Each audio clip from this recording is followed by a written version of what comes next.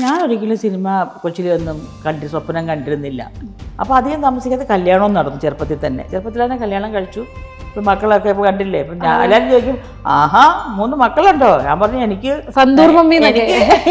4 കൊച്ചു മക്കളുണ്ട് എന്ന് പറഞ്ഞു. ഞാൻ പറഞ്ഞപ്പോൾ എന്നെ ചോദിച്ചു, അത് ഞാൻ പറഞ്ഞു എന്ത് ചെയ്യാൻ, വളരെ ചെറുപ്പത്തിൽ ഞാൻ കല്യാണം കഴിച്ചു. എൻ്റെ ആ കൊച്ചു പ്രായത്തിൽ എൻ്റെ മനസ്സിൽ അതൊന്നും കയറിയിട്ടില്ല, ഈ സിനിമ എന്നൊന്നും ഉള്ള സ്വപ്നമൊന്നും. ഞാൻ കലാരംഗത്ത് വരുന്നത് എൻ്റെ ഹസ്ബൻഡിൻ്റെ ഒരു വന്നപ്പോഴാണ് ഞാൻ കലാരംഗത്ത് വരുന്നത്. ചേട്ടൻ ഞാൻ എന്നാ അഭിനയിക്കാൻ നേരപ്പോൾ ആ ഒരു റിയാക്ഷനെ കണ്ടപ്പോൾ സങ്കടം വന്നു. എന്നാ ചെയ്യാൻ, ഞാൻ വരുമ്പോൾ ഇവരെല്ലാവരും ഉണ്ടായിരുന്നു. എല്ലാവരും നമ്മളെ പകുതിക്കാക്കി എല്ലാവരും പോയി. ദൈവം വിളിക്കുമ്പോൾ പോയല്ലേ പറ്റൂ. ആ പെട്ടെന്ന് ഫീൽ അതാണ് കണ്ണു നിറഞ്ഞേ.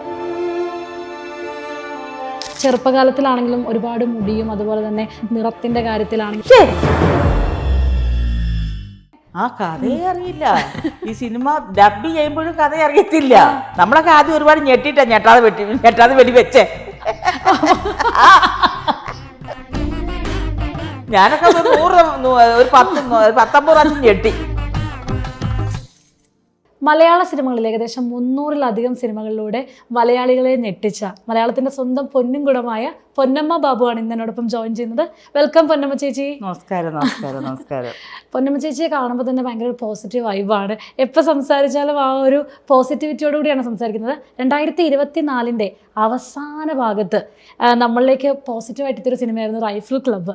അതിൽ ഞങ്ങളെ അങ്ങ് ഞെട്ടിച്ചു പൊന്നമ്മ ചേച്ചി.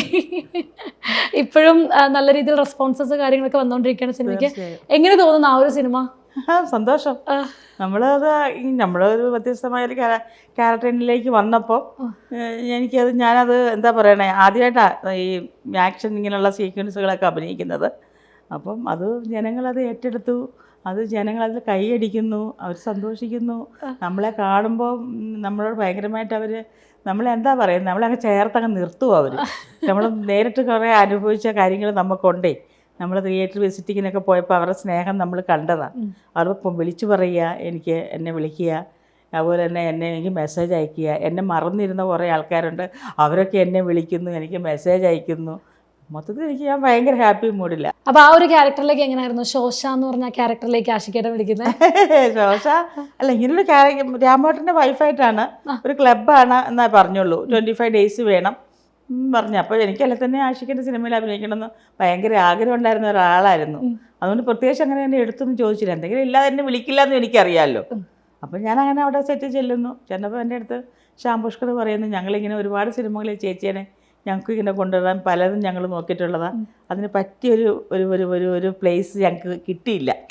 അതൊന്നും എവിടെയൊന്നും കൊണ്ട് ഒരു ക്യാരക്ടറിൽ കൊണ്ട് നമ്മളെ നിർത്താൻ പറ്റിയ ഒരു സംഭവം ഞങ്ങളിലോട്ട് ഞങ്ങൾക്കത് വന്നില്ല. അതുകൊണ്ടാ ചേച്ചിയെല്ലാം ഓർക്കാഞ്ഞിട്ടൊന്നും അല്ല കേട്ടോ എന്നൊക്കെ പറയും ശ്യാം പുഷ്കർ എന്നെ കണ്ടപ്പോൾ. അപ്പോൾ ഇതിനകത്ത് ചേച്ചിക്ക് പറ്റിയൊരു ക്യാരക്ടർ വന്നു, വേണ്ട ചേച്ചി ഞങ്ങൾ വിളിച്ച് എന്ന് പറഞ്ഞു. അപ്പോഴും കഥയൊന്നും അറിയത്തില്ല. കഥ കേൾക്കുന്നതിന് മുന്നേ തന്നെ ആ കഥയെ അറിയില്ല. ഈ സിനിമ ഡബ് ചെയ്യുമ്പോഴും കഥ അറിയത്തില്ല. അപ്പൊ ഒരു ക്യാരക്ടർ പറഞ്ഞത് മാത്രമേ ഉള്ളൂ. അതിനകത്ത് വേറെ എന്തൊക്കെയുണ്ട്, എന്തെല്ലാം കാര്യങ്ങളുണ്ടെന്ന് ഞങ്ങൾക്ക് ആർക്കും അറിയത്തില്ല.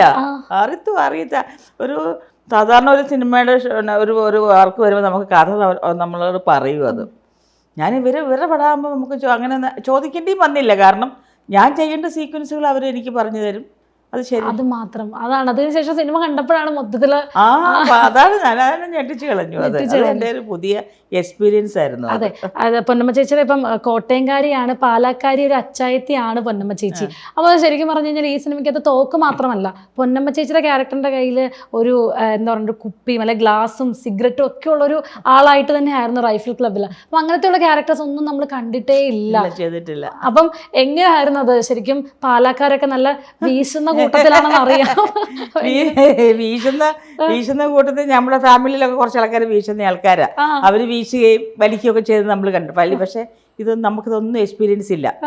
ഈ പ്രത്യേകിച്ച് സിഗരറ്റ് എടുത്ത് വല്ലപ്പോഴും നമ്മളൊരു ഒന്നും കഴിക്കില്ല നമുക്ക് പറയാം. എന്തെങ്കിലുമൊക്കെ നമ്മൾ ബീറായിട്ടോ എന്തെങ്കിലുമൊക്കെ നമ്മളൊരു ക്രിസ്മസോ ന്യൂ ഇയറോ ഒക്കെ വരുമ്പോൾ നമ്മൾ വീട്ടിലാരും ഷെയർ ചെയ്യാറുണ്ട്. അതല്ലാതെ നമ്മൾ സിഗരറ്റൊന്നും ഞാൻ വലിച്ചിട്ടില്ല.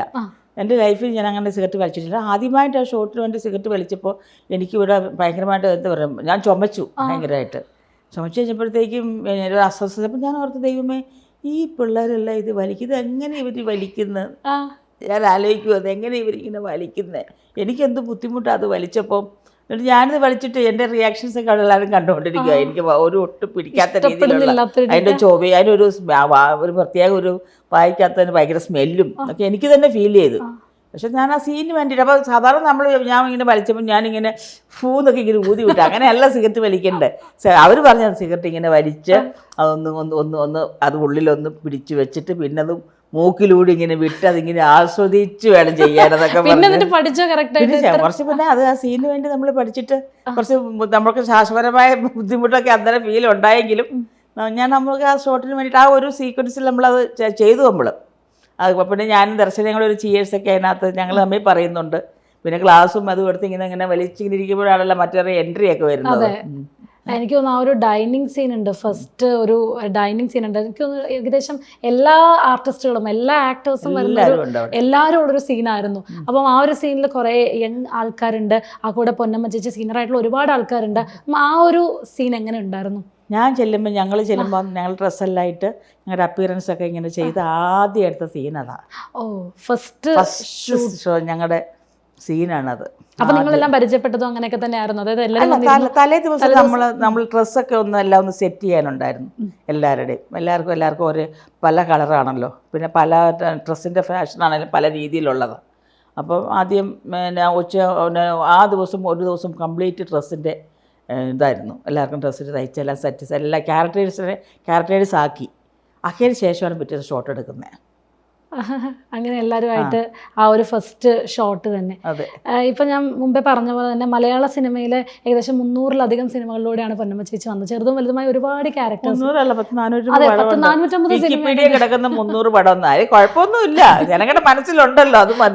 450 സിനിമയിൽ അധികമായിട്ടുണ്ട്. അതിനു മുന്നേ നാടകരംഗം ഒക്കെ ഉണ്ടായിരുന്നു.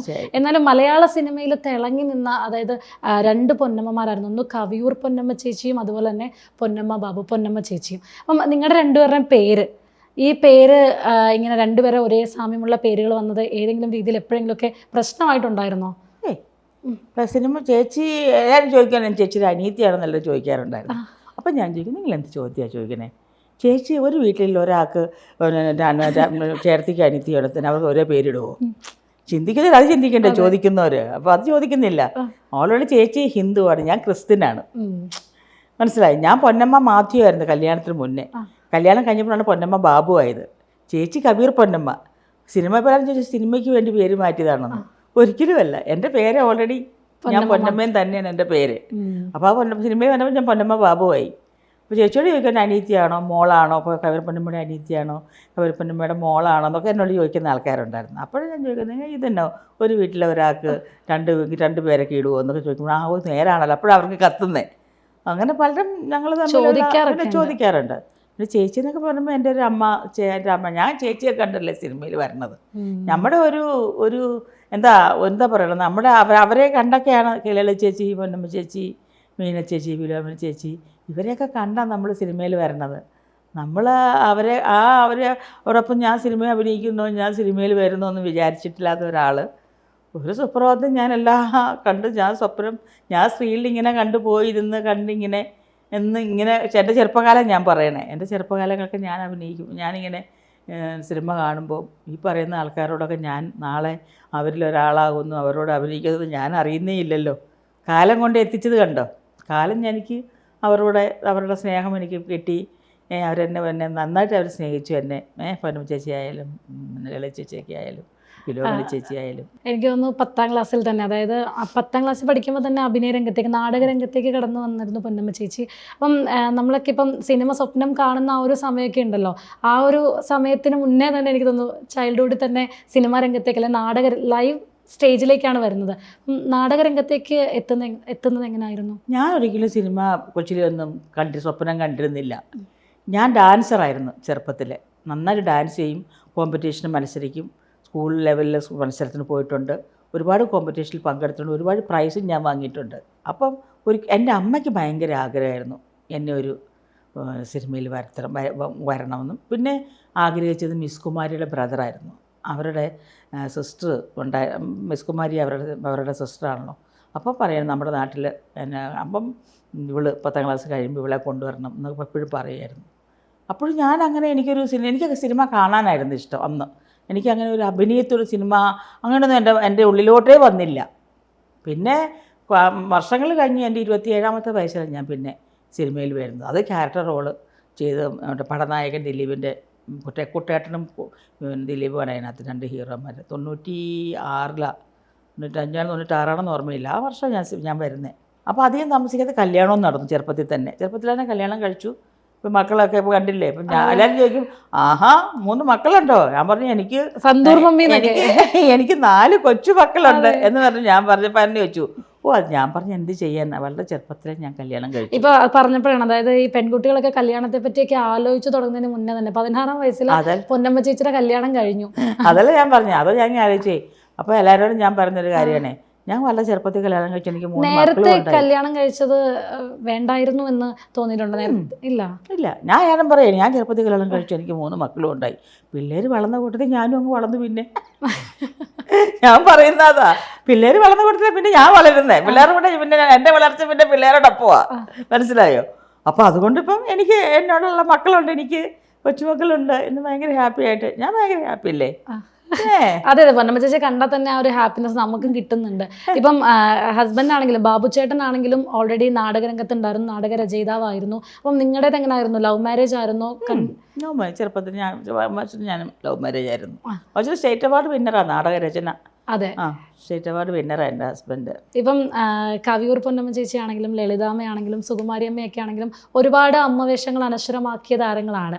എന്നാൽ അതിൽ നിന്നും വളരെ വ്യത്യസ്തമായ അമ്മവേഷങ്ങളാണ് പൊന്നമ്മ ചേച്ചി ചെയ്തിട്ടുള്ളത്. കാരണം പരിഷ്കാരിയായ അമ്മ, അല്ലെങ്കിൽ കുറച്ച് പൊങ്ങച്ചമൊക്കെ ഉള്ള ഈ പാലക്കാരി അച്ചായത്തിയുടെ ഈ ഒരു പരിഷ്കാരി ലുക്കൊക്കെ കണ്ടിട്ടാണോ അങ്ങനെ ഒരു ക്യാരക്ടറിലേക്ക് ആദ്യം തന്നെ അങ്ങ് കൊണ്ടുപോയത് ഡയറക്ടേഴ്സ്? എനിക്ക് ഈ വ്യത്യസ്തത വേഷം ചെയ്യാൻ ഭയങ്കര ഇഷ്ടമാണ്. നമ്മുടെ സുകുമാരിയമ്മ വളരെ വ്യത്യസ്ത വേഷങ്ങൾ ചെയ്തൊരു ആർട്ടിസ്റ്റ് അല്ലേ? സുകുമാരിയമ്മയ്ക്ക് ശേഷം ആരെങ്കിലുമൊക്കെ ചെയ്യാൻ വേണ്ടേ? പിന്നെ നമ്മുടെ മീന ചേച്ചിയും പഴയ കുഞ്ഞുങ്ങൾ നിങ്ങളെ ഓർമ്മയുണ്ടോയെന്ന് അറിയില്ല, അവരെയൊക്കെ ഓർക്കുന്നുണ്ടോയെന്ന് അറിയില്ല. അവരുടെ പടങ്ങളൊക്കെ കണ്ട്, പഴയ പടങ്ങൾ കണ്ടറിയാം. അവരൊക്കെയാണ് വ്യത്യസ്ത വേഷങ്ങൾ മലയാള സിനിമ ചെയ്തുകൊണ്ടിരുന്നത്. എനിക്ക് സുകുമാരിയമ്മയാണ് അമ്മയായാലും അമ്മായി ആയാലും കുശമ്പത്തി ആയാലും താടകയായാലും കോമഡി ആയാലും വില്ലത്തി ആയാലും എല്ലാം സുകുമാരിയമ്മ എന്ന പക്കാ സെൻറ്റിമെൻറ്റ്സ് ചെയ്യാനുള്ളതൊക്കെ എല്ലാം അവരാഫ്റ്റ. നമ്മുടെ പൊന്നമ്മ ചേച്ചി എന്ന് പറഞ്ഞാൽ പൊന്നമ്മ ചേച്ചി സായി ആയ ഒരു അമ്മയാണ്. അതിനപ്പുറത്തൊരു പൊന്നമ്മ ചേച്ചിക്ക് ഒന്നും ചെയ്താൽ ജനം സമ്മതിക്കില്ല. അങ്ങനെ അമ്മയാക്കി മാറ്റി. എനിക്ക് ആ ഒരമ്മയിൽ അങ്ങനെ ആവണ്ട. എനിക്ക് ഇങ്ങനെ വ്യത്യസ്തത വരുത്തുന്ന നല്ല കഥാപാത്രങ്ങൾ, നല്ല ഡെപ്തുള്ള, നല്ല എന്താ പറയുക, നല്ല ടച്ചിങ് ആയിട്ടുള്ള നല്ല ബലമുള്ള കഥാപാത്രങ്ങൾ ചെയ്യണം. എനിക്കതാണ് ആഗ്രഹം. ഇനിയുള്ള എൻ്റെ ഒരു ചുവടുവയ്പ്പും ഇനി എൻ്റെ മുന്നോട്ടുള്ള എൻ്റെ ഒരു യാത്രയും നല്ല ശക്തമായ കഥാപാത്രങ്ങൾ ചെയ്യണം എന്നുള്ളതാണ്. എനിക്കൊന്ന് 1982 എൻ്റെ മോഹങ്ങൾ പൂവണിഞ്ഞു എന്ന് പറഞ്ഞ് മോഹൻലാലിൻ്റെ ഒരു സിനിമ ഉണ്ടായിരുന്നു. അതിൽ ഹീറോയിനായിട്ട് മേനക ചേച്ചി ആയിരുന്നു.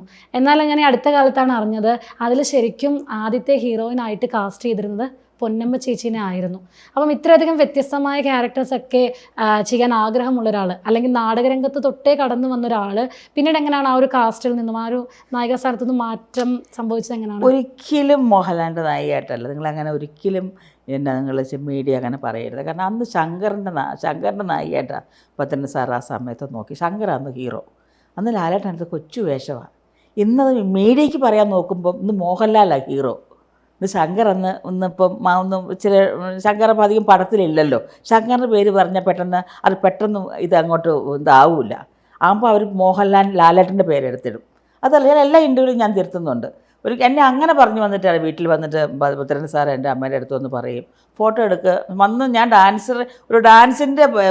ഡാൻസ് ചെയ്യുമെന്ന് ആരോ പറഞ്ഞറിഞ്ഞ് കേട്ട് സാറ് വന്ന വീട്ടിൽ. അപ്പോൾ ഞാനതിങ്ങനെ വീട്ടിലിങ്ങനെ ഇരുന്ന് എന്തോ എഴുതിക്കൊണ്ടിരിക്കുമ്പോഴാണ് എൻ്റെ അടുത്ത് ഇരുന്നത് അമ്മയായിട്ടാണ് സംസാരിച്ചത്. അപ്പോൾ കുറച്ച് ഫോട്ടോസ് എടുക്കണം വന്നത്, സ്റ്റാർ സ്റ്റുഡിയോയിൽ ഫോട്ടോസൊക്കെ എടുക്കണം, അയക്കണം എന്നൊക്കെ പറഞ്ഞിട്ട് പോയി. അപ്പോൾ അങ്ങനെ പറഞ്ഞ് അതങ്ങോട്ട് പോയി. പിന്നെ ഫോട്ടോയ്ക്കൊക്കെ നിന്നില്ല. അതിനുള്ളിൽ ഞങ്ങളുടെ പെട്ടെന്നൊരു കല്യാണവും കാര്യങ്ങളും എല്ലാം ഇപ്പോഴങ്ങനെ അല്ല ഫോട്ടോ എടുത്തു കേട്ടോ. സ്റ്റാർ സ്റ്റുഡിയോയിൽ വന്ന് ഫോട്ടോസ് എടുത്തു. ഫോട്ടോസൊക്കെ എന്താ അയച്ചു കൊടുക്കുകയൊക്കെ ചെയ്തിട്ടുണ്ട്. അപ്പോഴും എനിക്ക് ഈ സിനിമയുടെ ഒരു വാല്യോ അല്ലെങ്കിൽ എന്നെ ഇങ്ങനെ അതൊന്നും എൻ്റെ മനസ്സിലേ കയറിയിട്ടില്ല. അതാ ഞാൻ പറയണേ, എൻ്റെ ആ കൊച്ചു പ്രായത്തിൽ എൻ്റെ മനസ്സിൽ അതൊന്നും കയറിയിട്ടില്ല. ഈ സിനിമ ഒന്നും ഉള്ള സ്വപ്നമൊന്നും. ഒരു പക്ഷേ അന്ന് എൻ്റെ മനസ്സിൽ സ്വപ്നങ്ങൾ കയറിയിട്ടുണ്ടായിരുന്നെങ്കിൽ അന്നൊരു പക്ഷേ ആ വിവാഹമൊന്നും നടക്കില്ല. അപ്പം നാടിനെ പറ്റി പറയുമ്പോൾ എങ്ങനെയാണ് പൊന്നമ്മ ചേച്ചി?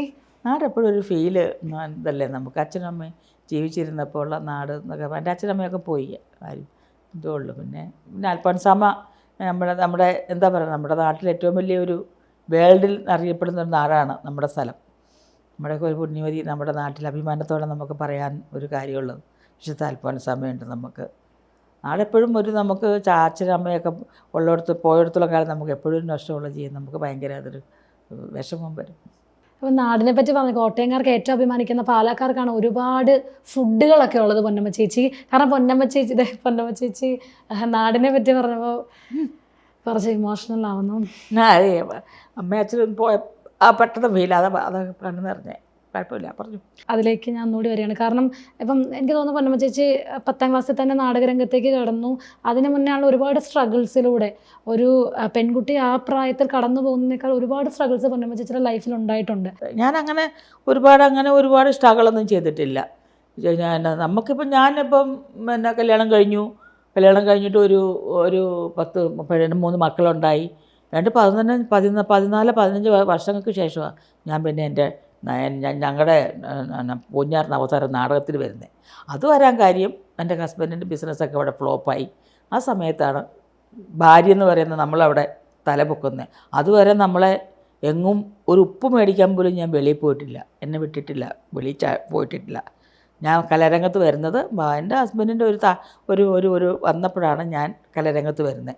ഇന്നും എൻ്റെ ഹസ്ബൻഡ് ആ രീതിയിൽ തന്നെ നിന്ന് പോവുകയാണെങ്കിൽ ഞാൻ ഇന്നും ഒരിടത്തും ഉണ്ടാവില്ല, ഞാൻ ആ കുടുംബത്തിൽ തന്നെ ഉണ്ടാകത്തുള്ളൂ. അപ്പോൾ ഞാൻ അങ്ങനെ നാടകത്തിൽ വരികയും നാടകത്തിൽ നിന്നുകൊണ്ട് തന്നെയാണ്, നാടകത്തിൽ നിന്ന സമയത്താണ് എനിക്ക് സിനിമ വരുന്നത്. ഞാൻ സിനിമ അന്വേഷിച്ച് പോയിട്ടില്ല, സിനിമ എന്നെ തിരക്കി വന്നതാണ്. ഒരു നാടക സ്റ്റേജിൽ എറണാകുളം ഫൈനാൻസ് കാലിൽ എപ്പോഴും ആ ഫൈനാൻസ് കാലിൻ്റെ അവിടെ അതിലെ പോയി ഞാൻ എപ്പോഴും ഓർക്കും. അത് എത്ര വർഷം കഴിഞ്ഞാൽ അതിലെ പോയാലും ഞാൻ ഓർക്കുന്നത് ഇതേ ഇവിടെ നിന്നാണല്ലോ എന്നെ വന്ന് സിനിമാക്കാർ പിടിച്ചോണ്ട് പോയി അങ്ങനെ ഓർക്കും. അതിനകത്ത് നാടകം കണ്ടപ്പോൾ എന്നെ വന്ന് വിളിച്ചൊരു പ്രൊഡ്യൂസർ നാടകം കാണാനുണ്ടായിരുന്നു, നിങ്ങൾക്ക് എന്തുകൊണ്ട് സിനിമയിലൊക്കെ ഒന്ന് അഭിനയിച്ചു കൂടെയെന്ന് ചോദിച്ചു. അന്നേരം അപ്പോൾ എൻ്റെ ഹസ്ബൻഡ് പറഞ്ഞു അതില്ല, അവൻ ഞങ്ങളുടെ സമിതിയല്ലേ. അപ്പോൾ ഹസ്ബൻഡ് പറഞ്ഞു അത് നാടകം ഉള്ളതുകൊണ്ട് ഒരു വർഷത്തിൽ സിനിമ ഉണ്ടെന്നും പറഞ്ഞ് നാടകം ഇട്ടിട്ട് പോയാൽ നാടകം ബാക്കി ആര് കളിക്കും? അത് മെയിൻ റോൾ കളിക്കേണ്ട ഞാൻ, അതും ശക്തമായ സ്ത്രീ കഥാപാത്ര നായികയായിട്ട്, ദേവയാനിയായിട്ട്, ഏയാതി ദേവയാനിയാ കഥ. അപ്പോൾ ഡാൻസ് ഒരു ഫുൾ നൃത്തവും ഉണ്ട് സ്റ്റേജിൽ, കച്ചൻ്റെ മുന്നിൽ ഡാൻസ് ഒക്കെ ചെയ്യുന്നുണ്ട്. അപ്പോൾ ഫുൾ ഞാൻ നിൽക്കുന്ന നേരത്ത് ഞാൻ സിനിമയുടെ പുറകെ പോയി എന്നെയും മറ്റുള്ളവർ നാടകം മുടങ്ങി പോകില്ലേ. അപ്പോൾ ഹസ്ബൻഡ് പറഞ്ഞില്ല പോകാൻ പറ്റത്തില്ല, അല്ല ഇപ്പോൾ ഇല്ല, അതിപ്പം നമുക്ക് ആലോചിക്കാമെന്നൊക്കെ പറഞ്ഞു വിട്ടു. പിന്നീട് അത് കഴിഞ്ഞ് ആ നാടകം ആ വർഷം കഴിഞ്ഞപ്പോൾ വാചനം പറഞ്ഞു വേണമെങ്കിൽ നിങ്ങൾക്ക് സിനിമ വേണേൽ ട്രൈ ചെയ്യാമെന്ന് പറഞ്ഞു. അപ്പോൾ ആ പുള്ളി എനിക്ക് നമ്പറൊക്കെ തന്നിട്ടാണ് പോയി. അപ്പോഴാണ് പുതിയ പടം തുടങ്ങുന്നത്, രാജൻ ബിദേവിൻ്റെ ആയം പറഞ്ഞ പടം, നായകൻ്റെ പടം അദ്ദേഹം വരുന്നത്. ഇപ്പോൾ നാടകത്തെ പറ്റി പറഞ്ഞപ്പോഴാണെങ്കിലും സിനിമ പോലെയല്ല നാടകം, കാരണം ലൈവായിട്ട് സ്റ്റേജിൽ നിന്ന് ഡയലോഗ്സ് എല്ലാം പറയണം. അപ്പോൾ ഒരു ചെറിയ പ്രായത്തിൽ തന്നെ സ്റ്റേജിലേക്ക് ഇങ്ങനെ ലൈവായിട്ട് കയറി. അപ്പോൾ എങ്ങനെയായിരുന്നു ഈ ഡയലോഗ് കാര്യങ്ങളൊക്കെ, എന്തെങ്കിലുമൊക്കെ അങ്ങനത്തെ എക്സ്പീരിയൻസ് ഉണ്ടോ? മറന്നു പോയതോ, നിന്ന് അരിമണി പെറുക്കിയതോ? ബാബുവിൻ്റെ നാടകത്തിനകത്ത് ഇത്ര ഉള്ള കുട്ടിപ്പാവാടയും ചെറിയ ബ്ലൗസും ഇട്ട് 14-15 വയസ്സുള്ള സമയത്തുള്ള ഒരു നാടകമാണ് ഞാൻ കളിച്ചേ. എനിക്ക് അന്നേ ഞാൻ ഡയലോഗ് പറഞ്ഞിട്ട് അന്ന് എൻ്റെ റോസി എന്ന് എൻ്റെ കഥാപാത്രത്തിൻ്റെ പേര്. അന്ന് ആ നാടകത്തിൽ എനിക്ക് ഭയങ്കര അഭിപ്രായം ഉണ്ടായിരുന്നു. അയ്യോ ആ മോള് നന്നായിട്ട് നാടകം കളിച്ചു കേട്ടോ, നന്നായിട്ട് നാടകം കളിച്ചു. അന്നേ ആ നാടകത്തിൽ ഞാൻ ഫസ്റ്റ് എൻ്റെ ബാല്യത്തിൽ കളിച്ച കാര്യം ഞാൻ പറയണേ. അതിനുശേഷമുള്ള പിന്നീട് ഞാൻ കല്യാണം കഴിഞ്ഞു. ഞാൻ പിന്നെ കല്യാണം കഴിഞ്ഞ് പിന്നെ വന്ന് പിള്ളേരായി. പിന്നെ അവിടുന്ന് ഞാൻ ഒരു അമ്മയായി. പിന്നെ ഞാൻ പോയി സാരിയൊക്കെ ഉടുത്തിട്ടാണ് പിന്നീട് ഞാൻ പൂഞ്ഞാർ നവസാരയിൽ പോയി നാടകത്തിൽ നായികയായിട്ട് അഭിനയിക്കണേ. അതിന് ശേഷമാണ് ഞങ്ങൾ വീണ്ടും ഹസ്ബൻഡ് വീണ്ടും നാടകം എന്ന രീതിയിൽ തുടങ്ങി. ആ നാടകം ഈ അയ്യാദിയുടെ സിനിമ നാടകം കളിക്കുകയും അതിലാണ് ഫുൾ കജൻ്റെ മുന്നിൽ ഡാൻസ് ചെയ്യുകയും കഥച്ചിട്ടൊക്കെ ഡയലോഗ് ശരിക്കും കഥച്ച ഡയലോഗ് എന്ന് പറഞ്ഞാൽ നൃത്തം ചെയ്ത് തീർന്നിട്ട് കജൻ ഇങ്ങനെ കൈയടിച്ചുകൊണ്ട് എഴുന്നേക്കും. അപ്പം ഞാൻ ജതിയോട് കൂടിയുള്ള ഒരു ഡാൻസാണ്. അപ്പം കലാമണ്ഡലം ഗോപി സാറെ ചിട്ടപ്പെടുത്തി തന്നിരിക്കുന്ന ഡാൻസ്. അപ്പം ഞാൻ ഉടനെ ഈ അണച്ചു പറയുന്നുണ്ട്, മുഖശ്രുതി ഞാൻ ഏറെ നാളായി കൊതിക്കുന്നു, ഞാനപ്പോൾ സന്തോഷിക്കാറുണ്ട്. ഞാൻ കിതച്ച ഡയലോഗ് പറയുക, കിതച്ച ഞാൻ ഡയലോഗ് പറയുന്നത് എനിക്ക് പറയാൻ പറ്റണം. കാരണം ഞാൻ വായിൽ ഗ്ലൂക്കോസ് ഇട്ടാണ് ഡാൻസ് കളിക്കാൻ കയറുന്നത് ലൈവായിട്ട്. നമുക്ക് സിനിമയുടെ പോലെ ഒരു cinema cut cut cut cut cut അടുത്ത കട്ട് കട്ട് കട്ട് അങ്ങനെയല്ല എടുത്തുകൊണ്ടിരുന്നത്. ഇത് ലൈവ് കംപ്ലീറ്റ് നമ്മൾ കളിച്ചുകൊണ്ടിരിക്കുക. അവിടെ ഒന്നും നമുക്ക് കട്ടോ ഒന്നും നമുക്ക് ആർക്കും ഒന്നും പറയാൻ പറ്റില്ല. തെറ്റിയെടുത്ത് കിടന്ന് കൊണ്ട് കളിച്ച് രക്ഷപ്പെട്ട് നിൽക്കാന്നല്ലാതെ പക്ക ഓഡിയൻസ് അടുത്ത് നമുക്ക് നിൽക്കുക. നല്ല കഥാപാത്രമാണ്, എനിക്ക് ചെയ്യാനുണ്ടോ എന്നുള്ള നോക്കിന് മാത്രമേ ഞാൻ കൈ കൊടുക്കുള്ളൂ. അല്ല ചാടി കയറി സീരിയൽ എന്ന് പറയുമ്പോൾ ബാഗ് എടുത്ത് ഓടുന്ന ആളല്ല ഞാൻ. എനിക്ക് നല്ല കഥയാണോ വേറിട്ടതാണോ നിൽക്കുന്നതാണ് മാത്രമാണ് ഞാൻ അതിൻ്റെ കൈ കൊടുക്കും. അപ്പം നമുക്ക് അഭിനയം എവിടെയായാലും നമുക്ക് ഒരേപോലെയാണ്. അത് മിനി സ്ക്രീനെന്നില്ല ബിഗ് സ്ക്രീനെന്നില്ല. പക്ഷെ ഒരു കാര്യം എന്ന് വെച്ചാൽ എല്ലാവരും ബിഗ് സ്ക്രീനിനെയാണ് സ്നേഹിക്കുന്നത് കൂടുതലും. എന്നാലും മലയാള സിനിമയിൽ ഇപ്പം നായികാ സങ്കല്പങ്ങളിൽ പെട്ടൊരു നായികയായിരുന്നു പൊന്നമ്മ ബാബു ആണെങ്കിലും. കാരണം ഇപ്പം ചെറുപ്പകാലത്തിലാണെങ്കിലും ഒരുപാട് മുടിയും അതുപോലെ തന്നെ നിറത്തിൻ്റെ കാര്യത്തിലാണെങ്കിലും അല്ലെ സൗന്ദര്യത്തിൻ്റെ കാര്യത്തിലൊക്കെ ആണെങ്കിലും ഒരു നായികയ്ക്ക് എന്തൊക്കെയുണ്ട് അതെല്ലാം ഉണ്ടായിട്ടും ഒരു നായികയായി മാറാൻ പറ്റിയില്ല എന്നുള്ള വിഷമം എപ്പോഴെങ്കിലും? ഒട്ടുമില്ല. ഞാൻ ആകാഞ്ഞ നന്നായി. ഞാൻ വന്നത് കറക്റ്റ് സമയത്താണ്. എന്നെ ദൈവം എത്തിച്ചത് കല്യാണം. ഞാൻ ചെറുപ്പത്തിലേ കല്യാണം എല്ലാം അതാതെ നടന്നുകൊണ്ട് എൻ്റെ എല്ലാ കാര്യങ്ങളും ഞാനിപ്പോൾ ഫ്രീ ആയിട്ടിരിക്കുമല്ലേ. അത് ഇപ്പോൾ ഇൻ്റർവ്യൂ ഞാൻ ഫ്രീ ആയിട്ട് വന്നിരിക്കുന്നത് കണ്ടില്ലേ. എൻ്റെയൊക്കെ പ്രായത്തിലുള്ള പിള്ളേരുടെ മക്കളുകളൊക്കെ കോളേജിൽ അവരോടൊക്കെ പഠിക്കുന്നേ ഉള്ളൂ.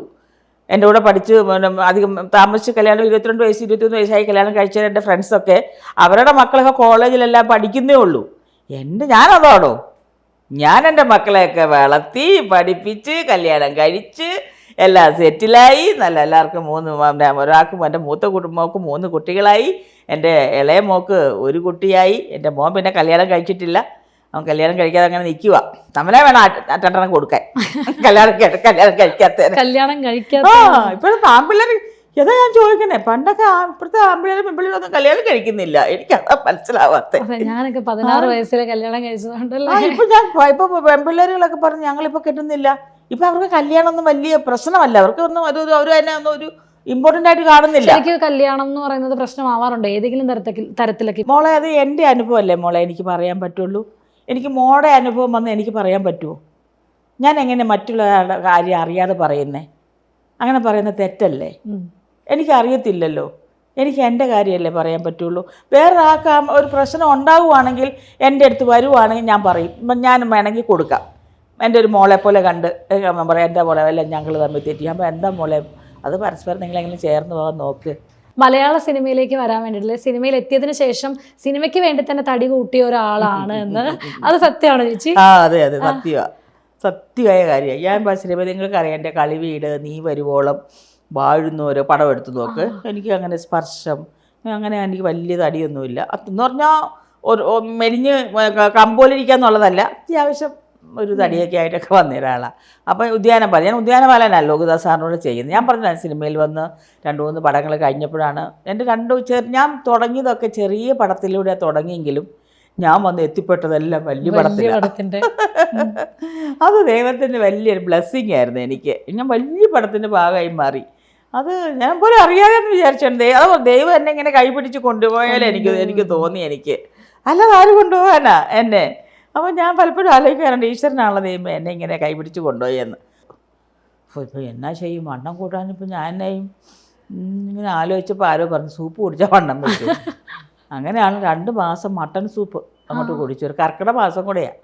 മട്ടൺ സൂപ്പ് കുടിച്ചിട്ട് അധികം അങ്ങനെ വണ്ണിച്ചില്ല. ഏകദേശം കുറച്ചൊരു വണ്ണം വെച്ചുള്ളൂ.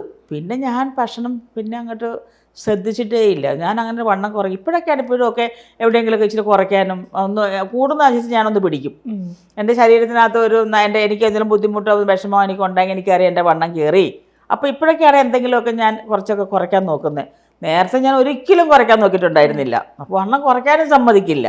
നമ്മുടെ തന്നെ ആൾക്കാർ പറയും വണ്ണം ഉള്ളതുകൊണ്ടാണ് കേട്ടോ ഈ കഥാപാത്രങ്ങൾ, വണ്ണം ഇല്ലെങ്കിലുണ്ടല്ലോ എന്നൊക്കെ പറയുന്നവരുണ്ട്. അപ്പോൾ എൻ്റെ മക്കൾ പറയും, അവരങ്ങനെ പലതും പറയും, മമ്മി വണ്ണം കുറച്ചേ പറ്റൂ, ഇല്ല അസുഖങ്ങളുണ്ടാവും, അസുഖങ്ങളൊക്കെ ഇല്ലാതെ വണ്ണമില്ലാതെ ആരോഗ്യത്തോടെ ഇരിക്കണം, ഞങ്ങൾക്ക് മമ്മി അങ്ങേറ്റം വരെ കാണണം, അതുകൊണ്ട് മമ്മി വണ്ണം കുറച്ചേ പറ്റുള്ളൂ. അതെ, മക്കളൊക്കെ എല്ലാം ആണെന്ന്. ഞങ്ങൾക്ക് വണ്ണമുള്ള പൊന്നമ്മ ചേച്ചീനെയാണ് ഭയങ്കര ഇഷ്ടം.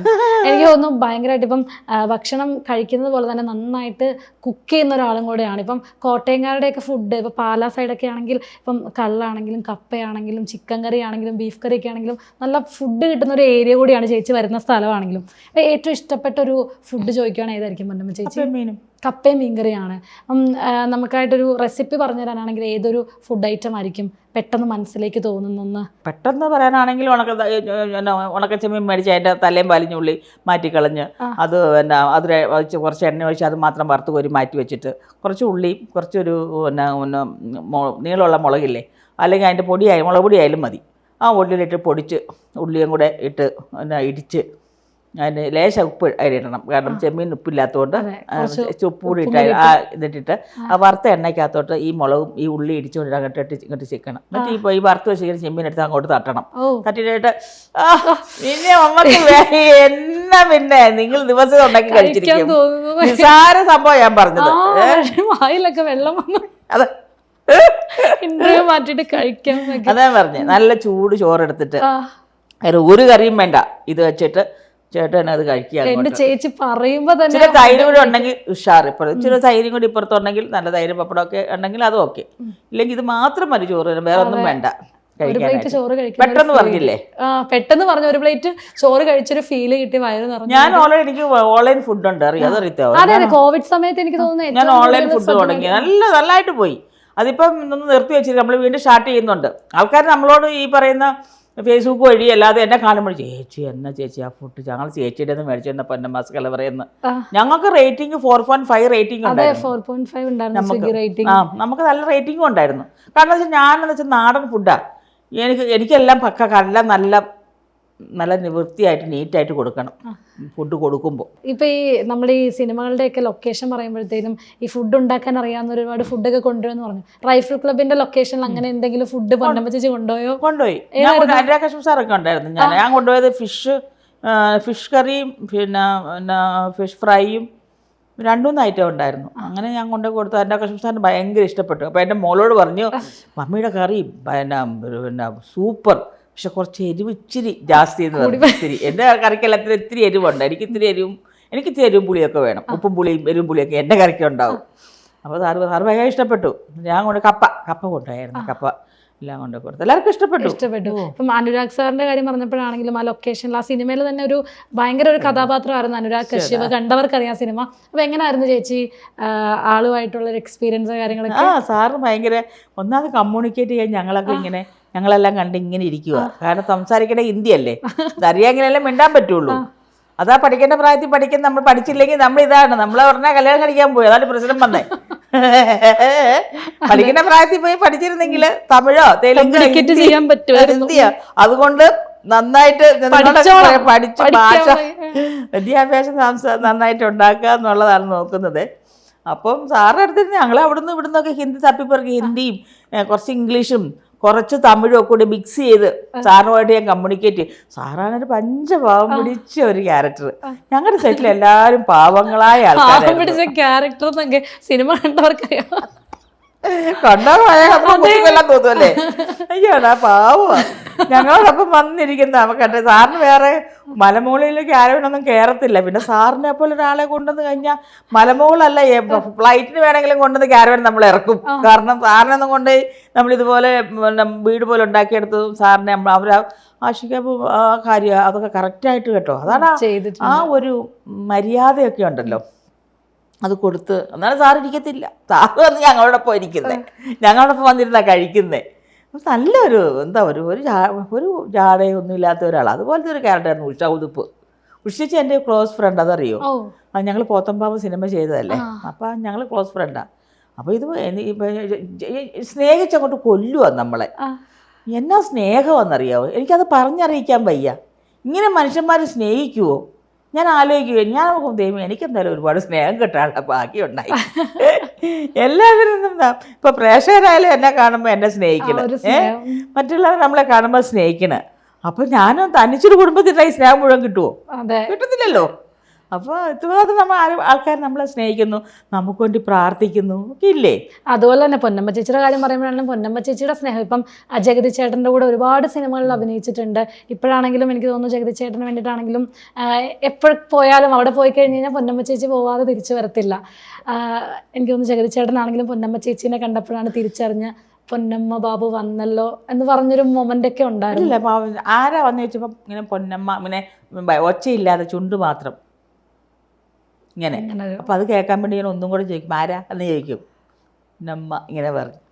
പിന്നെ എന്നാ കഴിഞ്ഞ ഞാൻ പോയിട്ടുണ്ടായിരുന്നു, ഞാനും മോളും കൂടെയാണ് പോയത്. ചേട്ടൻ ഞാൻ എന്നാ അഭിനയിക്കാന്ന് പറഞ്ഞപ്പോൾ ആ ഒരു റിയാക്ഷനെ കണ്ടപ്പോൾ സങ്കടം വന്നു. എന്നാ ചെയ്യാൻ സങ്കടം. അമ്പിളിച്ചേട്ടൻ ഞാനൊക്കെ ഉള്ള എത്രയോ സിനിമകൾ ഞങ്ങൾ ഭാര്യയും ഭർത്താവായിട്ട് അഭിനയിച്ചിരിക്കുന്നു. മിക്ക പടവും ഹിറ്റ് പടങ്ങളുമാണ് ഏറ്റവും രസം. എല്ലാം പ്രേക്ഷകർ കൈയടിച്ച സിനിമകളാണ്. മയിലാട്ടം, കൺമഷി, മേരിക്കൊണ്ടൊരു കുഞ്ഞാട്, വാഴുന്നവർ, എത്രയോ പടങ്ങളെ, അത്ഭുത ദ്വീപ്. എണ്ണം എടുത്താൽ ഓരോരുത്തരുടെ പടത്തിൻ്റെ എണ്ണം എടുത്താലുണ്ടല്ലോ ഞാനൊക്കെ ഞെട്ടിപ്പോവുക. ഞാൻ ഇത്രയും പടം ഇവരോടൊപ്പം അഭിനയിച്ചോ, ഞാൻ ഇത്രയും പടം ചെയ്തോ, ഞാൻ ഇത്രയും കൊല്ലമായോ, അയ്യോ എനിക്ക് ഇത്രയും വയസ്സായോ എന്നൊക്കെ ഞാനിപ്പോൾ ഓർക്കുമായിരുന്നു. പലപ്പിങ്ങനെ ഇരുന്നിട്ടേ എൻ്റെ പെട്ടെന്ന് പറഞ്ഞോ ഇത്ര കൊല്ലമൊക്കെ പോയോ, കടന്നു പോയല്ലേ. ഞാൻ എന്നെ തന്നെ ചിന്തിക്കുമ്പോഴേ ഇത് കടന്നു പോയല്ലേ, ഇത്രയും അപ്പോൾ എനിക്ക് ഇത്രയും വയസ്സായല്ലേ, അപ്പോൾ ഇനി എനിക്ക് എത്ര വയസ്സുള്ളത് എനിക്ക് ഇനി അഭിനയിക്കാൻ പറ്റും. ഞാൻ അങ്ങനെ അതിനെപ്പറ്റിയൊക്കെ ഇപ്പം റിസർച്ച് ചെയ്തുകൊണ്ടിരിക്കുന്നത്. അല്ല, ഇപ്പം പറഞ്ഞപ്പോഴാണെങ്കിലും ലാലേട്ടൻ കഴിഞ്ഞ ദിവസം ഒരു ഇൻ്റർവ്യൂവിൽ പറയുന്നുണ്ടായിരുന്നു, ഇപ്പം മലയാള സിനിമ നോക്കുകയാണെങ്കിൽ ഒരുപാട് പേരെ മിസ് ചെയ്യുന്നുണ്ടെന്ന്. കുതിരവട്ടം പപ്പുച്ചേട്ടനാണെങ്കിലും അല്ലെങ്കിൽ തിലകൻ സാറാണെങ്കിലും ഇന്നസെൻ്റ് അങ്കിളാണെങ്കിലും അങ്ങനെ ഒരുപാട് പേര് ഇപ്പം മലയാള സിനിമയുടെ പാർട്ടല്ല. അപ്പോൾ പറഞ്ഞപ്പോൾ കവിയൂർ പൊന്നമ്മ അമ്മയാണെങ്കിലും ഒക്കെ. അപ്പം മോളെ നമ്മൾ നാം വരുമ്പോൾ ഇവരെല്ലാവരും ഉണ്ടായിരുന്നു. എല്ലാവരും നമ്മളെ പകുതിക്കാക്കി എല്ലാവരും പോയി. നമ്മൾ അവരില്ല എന്നൊരു ദുഃഖം നമുക്ക് ചിന്തിച്ചാൽ നമുക്ക് ഒന്നും ഈ ലോകത്ത് നമുക്ക് കാലനക്ക് നടക്കാൻ പറ്റത്തില്ല. അതുപോലെ വേദനയും വിഷമവും ഉണ്ട്. പക്ഷേ ദൈവം വിളിക്കുമ്പോൾ പോയല്ലേ പറ്റൂ. ഇവരാരും ഞാൻ വിചാരിക്കുന്നത് പോയിട്ടില്ലെന്നേ. അവരൊക്കെ ഏതൊക്കെയോ സെറ്റിൽ സിനിമ ചെയ്തുകൊണ്ടിരിക്കുക. മരിച്ചുപോയ ഇന്നസെൻ്റ് ചേട്ടൻ, ഞാൻ കൊറോണ സമയത്താണ്. ഇന്നസെൻ്റ് ചേട്ടാ എന്നാ ഉണ്ട്, പൊന്നമ്മ സേഫല്ലേ? ഞാൻ പറഞ്ഞ സേഫാ ഇന്നസെൻ്റ് ചേട്ടാ, ഞാനിങ്ങനെ ഫുഡിൻ്റെ ഒരു സംരംഭം തുടങ്ങി. നല്ല കാര്യമാണ്, പക്ഷേ വീടുകളിലൊന്നും പോകണ്ട. ഞാൻ പറഞ്ഞില്ല, ആൾക്കാർ വന്ന് എടുത്തുകൊണ്ട് പോവുക, സ്വിഗ്ഗി സൊമാറ്റോ ഒക്കെ കൊണ്ടുപോകുക, അവരാ കൊണ്ടുപോകും, നമ്മൾ കൊണ്ടുപോകേണ്ട കാര്യമില്ല. പക്ഷേ അല്ലാതെ തന്നെ ഞാൻ ഒരു പയ്യനെ വെച്ചിട്ട് ഞാൻ ഈ കൊറോണ സമയത്ത് ഒരുപാട് ആൾക്കാർക്ക് ഫുഡ്, കൊറോണ ആ വീട്ടിൽ കൊറോണയാണ്. അപ്പോൾ അവർ പറയും ഭക്ഷണം ഗേറ്റ് വരെ കൊണ്ടു വെച്ച് തരാമോ എന്ന് ചോദിക്കും. അങ്ങനെയൊക്കെ ഞാൻ കൊണ്ടുപോയി ഭക്ഷണം വെച്ച് കൊടുത്തിട്ടുണ്ട്. എനിക്ക് അതിൻ്റെ ഒരു പ്രാർത്ഥന, അവരുടെ പ്രാർത്ഥനയിൽ ഞാനുണ്ടാവില്ലേ. ചില ആൾക്കാർ ഭക്ഷണം കൊണ്ടുപോകത്തില്ല, അങ്ങോട്ട് കറക്കാൻ പറ്റുമോ, അത്രയ്ക്ക് പേടിച്ച് നിൽക്കുന്ന സമയമാണ് കൊറോണ. അപ്പോൾ ആരും കൊണ്ടുപോകത്തില്ല. അപ്പോൾ ഞങ്ങൾ എന്നെ അപ്പോൾ തുടങ്ങിയെന്ന് അറിയുമ്പോഴാണ് പൊന്നമ്മ ചേച്ചിയാണോ വിളിക്കുന്നതാണ്. ഹലോ പൊന്നമ്മ ചേച്ചിയാണോ? ഞാൻ പറഞ്ഞു അതെ, ഞങ്ങൾക്ക് ഇച്ചിരി ഭക്ഷണം തരാമോ, ഞങ്ങൾക്ക് കൊല്ലം കൊറോണ ചേച്ചി, ഞങ്ങൾക്ക് ഇച്ചിരി ഭക്ഷണം കൊണ്ട് തരാമോ? ഞാൻ പറഞ്ഞു എവിടെയാണ് വീട്, എൻ്റെ സ്ഥലത്ത് എത്തുകയില്ല, എന്നിട്ടും കുറേ ദൂരം ഉണ്ടെങ്കിൽ പോലും ഞാൻ പറഞ്ഞു എവിടെയാണ് വീട്? ഞാൻ പറഞ്ഞ ലൊക്കേഷനിൽ ഞാൻ അവിടെ ആ ഗേറ്റിൻ്റെ അവിടെ വെച്ചാൽ മതിയോ? ബില്ല് ഞങ്ങൾ ഗൂഗിൾ പേ ചെയ്യാം. ഞാൻ ബില്ല് അവിടെ നിൽക്കട്ടെ, നിങ്ങൾക്ക് ഭക്ഷണം എത്തിക്കാം. എന്നിട്ട് ഞാൻ അവർ ഗൂഗിൾ പേ ചെയ്യും കേട്ടോ, ചെയ്യാമെന്നിരുന്നിട്ടില്ല. പക്ഷേ ആ ഭക്ഷണം ഇങ്ങനെ വിളിച്ച് ഗൂഗിൾ പേ ചെയ്താലും കൊണ്ട് കൊടുക്കാൻ ആളില്ല ഈ കൊറോണ സമയത്ത്. ഓർക്കണം, പൈസ അന്നേരം നമ്മൾ ഈ ആൾക്കാരുടെ പൈസ ഉണ്ടെന്നൊന്നും പറഞ്ഞിട്ട് ഒരു കാര്യവും ഇല്ല. എന്തിനാ ഈ മനുഷ്യൻ കിടന്ന് ഈ പൈസ കിടന്ന് ആദ്യത്തെ വഞ്ചിച്ചൊക്കെ ഉണ്ടാക്കുന്നത് എനിക്ക് മനസ്സിലാവാത്ത. ഒരസുഖം വന്നാൽ മതി, ഒരസുഖം വന്നാലേ ഈ കൊറോണ എന്ന് പറഞ്ഞാൽ എല്ലാവരും ഷെഡി കയറിയിരുന്നില്ലേ, എല്ലാ മനുഷ്യരും കയറിയിരുന്നില്ലേ. ഞാൻ ഓർക്കും അവർ കാശുള്ള ആൾക്കാരാണ് ഇവർ, വലിയ വീടും കാര്യമൊക്കെ. അവരോട് ചോദിച്ചപ്പോൾ മേഡം നല്ല ഭയങ്കര വീടാണ്, 2 പട്ടിയൊക്കെ ഉണ്ട്, അവിടെ അകത്തോട്ട് കയറിയില്ല, അവിടെ വാതക്കൽ ഫുഡ് ഞങ്ങൾ വെച്ചു. അവരെ പട്ടി എടുത്തുകൊണ്ട് പോകുമോ ഫുഡ് ഞാൻ ചോദിക്കും. അപ്പോൾ അവരെ ഞാൻ വഴക്ക് പറയും, ഇല്ലില്ല അവിടെ തോക്കിയിട്ടുണ്ട്. അപ്പം വീട്ടിൽ ഞാൻ ചെല്ലുന്ന ഞാൻ നമ്പർ കൊടുത്തു വിടും. ഗേറ്റിൻ്റെ അവിടെ ചെന്നിട്ട് അവരെ വിളിക്കും, പറയും ഭക്ഷണം വെച്ചിട്ടുണ്ട് എടുത്തെന്ന് പറഞ്ഞ് സ്കൂട്ടിലാവും തിരിച്ചിങ്ങോട്ട് പോരും. അപ്പോൾ ഞാനങ്ങനെ ഒരുപാട് ഭക്ഷണം ആ സമയത്ത് ഞാൻ കൊറോണ സമയത്ത് ഒത്തിരി പേർക്ക് ഞാൻ ഭക്ഷണം ഞാൻ എത്തിച്ചു കൊടുത്തിട്ടുണ്ട് ഞാൻ. അപ്പോൾ എനിക്ക് നല്ല രീതിയിൽ ഭക്ഷണം പൊയ്ക്കൊണ്ടു വരുന്നതാണ്. പക്ഷെ ഞാൻ സിനിമയുടെ ഷൂട്ടും വരുമ്പോൾ എനിക്കെന്ന് വെച്ചാൽ ഭക്ഷണം ഉണ്ടാക്കുമ്പോൾ ഞാൻ വേണം അവിടെ, എനിക്ക് കാണണം എന്തൊക്കെ ചേർക്കണേ ഉണ്ടാക്കുന്നതെന്നൊക്കെ. എൻ്റെ ഒരു മേൽനാട്ടം വേണം എനിക്ക്. എൻ്റെ കണ്ണ് തെറ്റി, ഞാൻ അങ്ങോട്ട് കിടമ്പോൾ കണ്ണ് തെറ്റിക്കഴിഞ്ഞാൽ എൻ്റെ ഭക്ഷണം മോശമായെന്ന് എനിക്കത് സഹിക്കാൻ പറ്റത്തില്ല. അത് അപ്പോൾ ഞാൻ പറയും. അപ്പം ഇന്നസെൻ്റ് ചേട്ടനെ ഞാൻ വിളിച്ചു, ഇന്നസെൻ്റ് ചേട്ടൻ എവിടെയുണ്ട്? ഇന്നസെൻ്റ് ചേട്ടാ സുഖമാണോ? പൊന്നമ്മയ്ക്ക് സുഖമല്ലേ? എങ്ങനെ? ഞാൻ പറഞ്ഞു ഇന്നസെൻ്റ് ചേട്ടാ സുഖമാണ്, ഞാൻ ഓൺലൈനൊക്കെ അറിഞ്ഞു. അപ്പോൾ എനിക്ക് മമ്മൂക്ക, ലാലേട്ടൻ ഇവരെല്ലാം എനിക്ക് ഇത് തന്നു. പിന്നെ പൊന്നമ്മസ്കലവർക്ക് എൻ്റെ എല്ലാവിധ ആശംസകൾ തരും പറഞ്ഞ് എൻ്റെ കുടുംബത്തുള്ളവരെല്ലാം എനിക്ക് ആശംസ തന്നു. എൻ്റെ മമ്മൂക്ക, ലാലേട്ടൻ, പിന്നെ ജയസൂര്യ, പിന്നെ ഹണി റോസ്, സനുസിത്താര, സലിം കുമാർ എന്ന് വേണ്ട, ഞാൻ ചോദിച്ചവരെല്ലാം എനിക്ക് തന്നു. അത് സോഷ്യൽ മീഡിയ ഭയങ്കരമായിട്ട് അതങ്ങോട്ട് തുടങ്ങുന്ന സമയത്ത് നല്ലതായിട്ട് പോവുകയും ചെയ്തു കേട്ടോ. അതിന് ശേഷം പിന്നെയാണ് ഇന്നസെൻ്റ്, ഞാൻ ഭക്ഷണം വന്നപ്പോൾ പിന്നെ അതിലോട്ട് തന്നെ പോയി. അപ്പോൾ ഇന്നസെൻ്റ് എന്നെ വിളിച്ചു. ഇന്നസെൻ്റ് പറഞ്ഞു നന്നായിട്ട് പോകുന്നുണ്ടോ ബിസിനസ്സൊക്കെ? ഞാൻ പറഞ്ഞില്ല, കുഴപ്പമില്ല. ഇന്നസെൻ്റ് തന്നെ എവിടെയാന്ന് പറഞ്ഞു. ഞാൻ ഷൂട്ടിങ്ങിലാണ് പൊന്നമ്മേ, അവിടെ വയനാട് ഒരു ഭാഗത്ത് ഷൂട്ടിങ്ങിലാണ്. കൊറോണയ്ക്ക് ഷൂട്ടിങ്ങോ? എവിടെ? ആരൊക്കെയാണ് അഭിനയിക്കുന്നത്? ഒരു കൊച്ചു പടമാണ് ആണോ? ആരൊക്കെയാണ് അഭിനയിക്കുന്നത്? KP ഉമ്മർ, ജോസ് പ്രകാശ്, കൽപ്പന, ഇങ്ങനെ കുറച്ച് ആൾക്കാരാണ്. ഞാൻ പറഞ്ഞു ഓ ശരി. ഞാൻ ഫോൺ വെച്ച് KP ഉമ്മറോ, കൽപ്പനയോ, ജോസ് പ്രകാശോ? ഞാൻ വീണ്ടും വിളിച്ചു, ഇന്നസെൻ്റ് ഏട്ടാ എവിടെ അഭിനയിക്കാന്നാ പറഞ്ഞേ? ഞാൻ ഇവിടെ സിനിമ ചെയ്തുകൊണ്ടിരിക്കണം. ആരൊക്കെയാന്നാ പറഞ്ഞേ? കൽപ്പന, KP ഉമ്മർ, ജോസ് പ്രകാശ്, ഇവർ കുറേ ആൾക്കാർ. ഈ മരിച്ചു വരുന്ന പേരാ പറയുന്നത്. ഇവരൊക്കെയാണ് തന്നിട്ട് ഒരു ചിരിയും കൂടെ. ഞാനത് വിശ്വസിക്കുകയും ചെയ്തു, അവരോട് അഭിനയിച്ചുകൊണ്ടിരിക്കുകയാണ്. ശരി ഓക്കെ സൂക്ഷിക്കണം അങ്ങനെ ഒന്നൊക്കെ പറഞ്ഞു. ഇതിങ്ങനെ പറയണം നമ്മൾ. ഓക്കെ നമ്മൾ പറഞ്ഞില്ല ആരൊക്കെയുണ്ട്? ലാലേട്ടൻ, ജഗദീഷ് ശ്രീകുമാർ, ലാലു ലക്സ് എന്ന് കേൾക്കുന്നവർ ഞാൻ കേൾക്കുക. അപ്പോൾ ഇപ്പം ഞാൻ പറഞ്ഞു ശരി ഇന്നസെൻ്റേട്ടാ കൊറോണയാണ് സൂക്ഷിക്കണം കേട്ടോ എന്നും പറഞ്ഞ് ഞാൻ വെച്ചിട്ട് ഞാൻ വീണ്ടും ഇങ്ങനെ ഇന്നസെൻ്റ് എന്നെ പോലെ ആലോചിച്ചപ്പോൾ ഇന്നസെൻ്റേട്ടൻ പറഞ്ഞ പേര് കേട്ടോ. ഞാൻ ഇതെന്ത് കളിയാ? വീണ്ടും വിളിച്ചു ഇന്നസെൻ്റേട്ടൻ ഒറ്റ ചിരി. എനിക്കിത് മനസ്സിലായി, പണ്ടമ്മയ്ക്ക് മനസ്സിലായില്ലെന്ന്. ഇന്നസെൻ്റേട്ടൻ വീട്ടിലുണ്ടെന്നേ. ഇന്നസെൻ്റേട്ടൻ എന്നെ പറ്റിച്ചതാ, അതറിയത്തില്ലേ? ഇന്നസെൻ്റേട്ടനൊരു പറ്റിക്കലുണ്ട് നമ്മളെയൊക്കെ. ഇന്നസെൻ്റേട്ടൻ എന്താ പൊന്നോ, ചിരിച്ച് ഞാൻ മടുക്ക്. സെറ്റിലല്ല. ഇന്നിപ്പോൾ ഇവിടെ ഒരു ഇൻ്റർവ്യൂ വന്നാൽ തന്നെ കണ്ട അപ്പം എന്തെങ്കിലും തമാശ പറയും. ഇപ്പോഴാണെങ്കിലും പൊന്നമ്മ ചേച്ചി പറഞ്ഞപ്പോഴാണെങ്കിലും ഇപ്പം നിങ്ങളുടെയൊക്കെ സിനിമ സെറ്റ് കഴിഞ്ഞു കഴിഞ്ഞാൽ നിങ്ങളുടെയൊക്കെ ബന്ധങ്ങൾ ഭയങ്കരമായിട്ട് കണക്റ്റഡ് ആണ്. അത് സിനിമയിൽ നിന്ന് കഴിഞ്ഞു പോകുന്നതല്ല, അതിനുശേഷവും ഒരുപാട് ബന്ധങ്ങൾ കീപ്പ് ചെയ്യുന്ന ഒരാളാണല്ലേ? തീർച്ചയായും. അല്ല ഇപ്പോൾ വാട്സപ്പൊക്കെ ഉള്ളതുകൊണ്ട് നമുക്ക് അവർ മറുപടി അയച്ചില്ല, നമ്മൾ ശല്യപ്പെടുത്തിക്കൊണ്ടിരിക്കാമല്ലോ. കൈ എന്നും പറഞ്ഞു നമുക്ക് നമ്മുടെ ശല്യം അവിടെ ചെല്ലുമല്ലോ.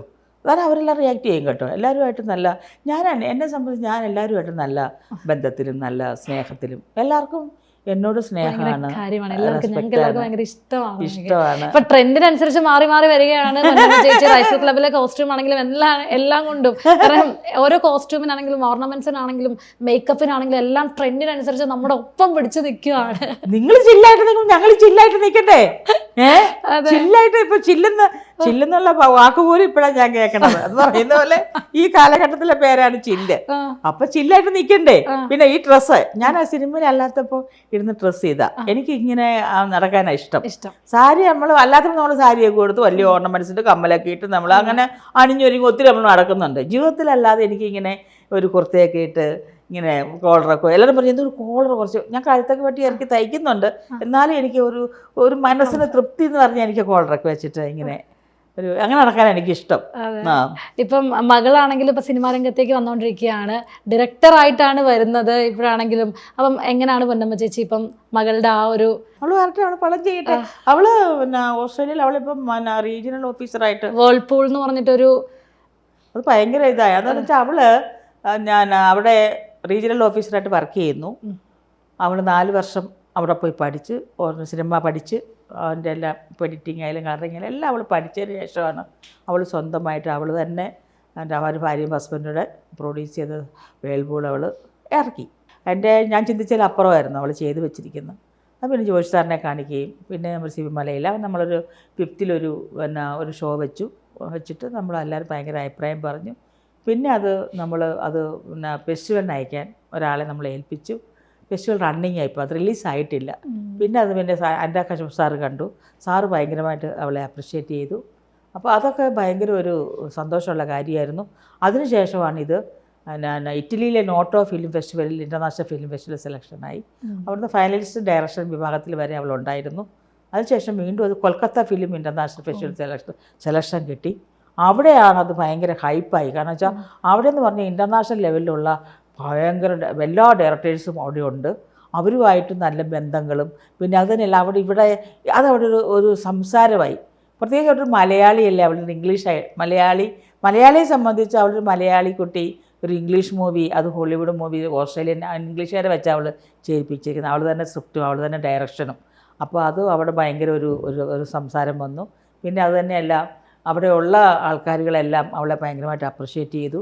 എല്ലാ പ്രസ് മീറ്റിലും അവൾ ഇതിനെ എല്ലാവരും ഇരിക്കുമ്പം മോളെല്ലാം വന്ന് അതിനകത്ത് വന്നിരുന്ന് അവരോടൊപ്പം ഇരുന്ന് സംസാരിച്ചു.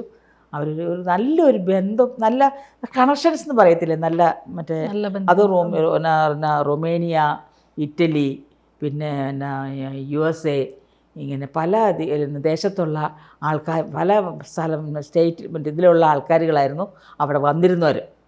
അപ്പോൾ എല്ലാവരുമായിട്ടും ഒരു ഡയറക്ഷൻ വിഭാഗത്തിലുള്ള ആൾക്കാർ, അല്ലാതെ ആൾക്കാർ ഒക്കെ ആയിട്ട് ഭയങ്കര അത് നല്ല ഇതായി, ഭയങ്കര വാർത്തയായി അവിടെ. ഇപ്പം പൊന്നമ്മ ചേച്ചി ആണെങ്കിലും ഇപ്പം റൈഫിൾ ക്ലബ്ബ് ഇറങ്ങിയപ്പോൾ നമ്മൾ കണ്ടു ഇപ്പം ഹനുമാൻ കൈൻഡിൻ്റെ ആ ഒരു പാട്ടുകളും അല്ലെങ്കിൽ ആ ഒരു പ്രൊമോഷനൊക്കെ ആണെങ്കിലും അങ്ങനെയൊക്കെയാണ്, കോളേജുകളിൽ പോകുന്നു, അങ്ങനെയൊക്കെയുള്ള പ്രൊമോഷൻ രീതികളിലേക്കൊക്കെ മാറി മൊത്തം ട്രെൻഡിലേക്ക് വന്നിരിക്കുകയാണ്. ഇനി ഏതൊക്കെയാണ് ഫ്യൂച്ചർ പ്രൊജക്ട്സ് വരുന്നത് പൊന്നമ്മ ചേച്ചി? അല്ല, ഞാനിപ്പോൾ ഒരു പടം ഊടും പാവം എന്ന് പറഞ്ഞൊരു അവാർഡ് മൂവി പോലത്തെ ഒരു പടം ചെയ്തു, അത് ഒരു പടം ചെയ്തു. ഇനിയിപ്പോൾ ചെയ്യാൻ പോകുന്നത് ആ പടത്തിൻ്റെ പേര് ഞാൻ ചോദിച്ചില്ല സത്യം പറഞ്ഞാൽ കേട്ടോ, ഒരു പടം പുതിയത്. പിന്നെ ഇപ്പോൾ ഒരു പടം ഞാൻ ചെയ്യുന്നത് അന്നമ്മയും മക്കളും എന്നും പറഞ്ഞിട്ടൊരു മൂവിയാണ് ചെയ്യുന്നത്. അതൊക്കെ നേരത്തെ ഈ റൈഫിൾ ക്ലബ്ബ് ഇറങ്ങുന്നതിന് മുന്നേ ഞാൻ കമ്മിറ്റ് ചെയ്ത പടങ്ങളാണ്. ഞാൻ നോക്കിയും കണ്ടുമൊക്കെ പടം സെലക്ട് ചെയ്യുന്ന ഒരാളാണ്, നല്ല കഥാപാത്രം. ഈ വാരി വലിച്ചു ചെയ്യാതെ എനിക്ക് ചെയ്യാനുള്ള കഥ അതിനകത്തുണ്ടോ പെർഫോം ചെയ്യാൻ. ഇപ്പോൾ ഒരു പടം എന്നെ ഇന്ന് വിളിച്ചിട്ടുണ്ടായിരുന്നു, ഒരു ഉർവശിയാണ്, തങ്കമ്മ എന്നങ്ങാണ്ട പേരിട്ടേക്കുന്നത്. അതിപ്പോൾ അവർ അനൗൺസ് ചെയ്തിട്ടില്ല. ആ ഒരു പടത്തിലോട്ട് വേണ്ടിയിട്ട് എന്നെ എൻ്റെ കഥാപാത്രം എനിക്ക് സംസാരിക്കാൻ നേരില്ലാത്തതുകൊണ്ട് അവർ വോയിസ് മെസ്സേജ് ഇങ്ങനെ ഇട്ടുകൊണ്ടേയിരുന്നു. അതിനകത്ത് കഥാപാത്രങ്ങൾ ഇങ്ങനെയാണ് അതിൻ്റെ സ്വഭാവം എന്നൊക്കെ പറഞ്ഞിട്ട് അങ്ങനെ അത് ഞാൻ അങ്ങനെ ഒരു പടം. ഞങ്ങൾക്ക് ഇനി റൈഫിൾ ക്ലബിലത്തെ പോലെ കുറച്ച് ക്യാരക്ടേഴ്സും കൂടെ ഞങ്ങൾക്ക് വേണം. ഇനിയിപ്പോൾ ആൾക്കാർ എന്നാ വെടിയുണ്ടോ, വെടിവെക്കുന്നുണ്ടോ എന്നുള്ള രീതിയിലാണ് ആൾക്കാർ. അല്ല, തോക്കെടുക്കാമല്ലോ ഇനിയിപ്പോൾ ഞാൻ തോക്കെടുത്തില്ല എന്നുള്ളത് വേണ്ടല്ലോ. അത് ഞാൻ എടുക്കാത്തൊരു ഒരു വയസ്സമായിരുന്നു. ഇനി എനിക്ക് മനസ്സിലായി, ഇനി മുതൽ എനിക്ക് തോക്കെടുക്കാം. നേരത്തെ എടുക്കേണ്ടതാണ്. അതെ, പക്ഷേ കാര്യം തോക്കെടുക്കാൻ ഞാൻ നമ്മൾ തോക്ക് മാത്രമല്ല, അത് വെടി പൊട്ടിക്കാനും അതൊന്ന് പിടിച്ച് നീക്കുക. അതെങ്ങനെയാ, അതിന് നല്ല വെയിറ്റ്, ചെറുതാൽ അതിന് വെയിറ്റ് ഉണ്ട്. വലിയ തോക്കിന് ഭയങ്കര വെയിറ്റാ, ചെറുതാളാൻ നല്ല വെയിറ്റ് ഉള്ള തോക്കാ. പക്ഷെ അതിൻ്റെ ആ സാധനം പിടിച്ച് ആ ഉന്നം നോക്കി വെടിവെക്കാന്ന് പറഞ്ഞാൽ അത് വെടിവെക്കാം നമുക്ക്. പക്ഷെ ഇത് വലിയ ശബ്ദമാന്നേ, ഈ ശബ്ദം കേട്ടപ്പോൾ നമ്മൾ ഞെട്ടും ആദ്യം. അതാണ് രസം. നമ്മളൊക്കെ ആദ്യം ഒരുപാട് ഞെട്ടാതെ വെടിവെച്ചേ. അതെ, ഞാനൊക്കെ ഒരു 19 പ്രാവശ്യം ഞെട്ടി ഇതിൻ്റെ ഒച്ച കൊണ്ട്. പിന്നെ ഷോക്ക് അവധിക്കും ഞെട്ടാൻ പാടില്ല. ആ ഞെട്ടൽ വരുത്താൻ വേണ്ടി പറ്റും. മനസ്സിൽ എല്ലാ ദൈവങ്ങളെയും വിളിച്ചിരിക്കുക, ദൈവമേ ഞാൻ ഞെട്ടിപ്പോവല്ലേ, ഞാൻ ഞെട്ടല്ലേ എന്ന് പറഞ്ഞേട്ടാ ഞാൻ ഷോട്ട് എടുക്കുന്നത്. എങ്ങനെയാണ് എനിക്ക് തോന്നുന്നത്, ചേച്ചിയുടെ പറയുമ്പോഴാണെങ്കിൽ ഭയങ്കര എൻജോയ് ചെയ്തൊരു ഫിലിമാണ് റൈഫിൾ ക്ലബ്ബ്. തീർച്ചയായും എനിക്ക് ആഷിക്കിനോടാണ് എനിക്ക് നന്ദി പറയുന്നത്. പിന്നെ ആഷിക്കും പിന്നെ ശ്യാം പുഷ്കർ, ദിലീഷ് നായർ, സുഹാസ്, ഷരഫിൻ്റെ പേര് എപ്പോഴും ഞാൻ വിട്ടുപോകും. എല്ലാം ഇവരുടെ 3 പേര് പറയും. ഷരഫിൻ്റെ പേര് ഞാൻ വിട്ടുപോയി എപ്പോഴും. ഷരഫു ഇവരെല്ലാം ഞങ്ങളെന്ന് പറഞ്ഞാൽ ഞങ്ങൾ അതിനകത്ത് തന്നെ ആർക്കും ഒരു ഈഗോ അല്ല, ഞങ്ങളെല്ലാം ഒരു കുടുംബം പോലെയായിരുന്നു അവിടെ. കുടുംബം പോലെ ആ സ്നേഹം നമ്മുടെ മനസ്സ് നിറഞ്ഞിങ്ങനെ നിൽക്കുക അവരുടെ ഉള്ള. ഞങ്ങൾക്ക് എല്ലാവർക്കും ഒരുപാട് ഇഷ്ടമാണെന്ന് ഒരിക്കലൂടെ ഞാൻ പറയുകയാണ് പൊന്നമ്മ ചേച്ചീനെ. അപ്പോൾ ഇതുപോലുള്ള കഥാപാത്രങ്ങളായിട്ട് ഇനിയും ഞങ്ങളിലേക്ക് വരിക. എല്ലാവിധ ആശംസകളും നേരുന്നു. താങ്ക് യു, ഒരുപാട് നന്ദി. Thank you so much. Thank you.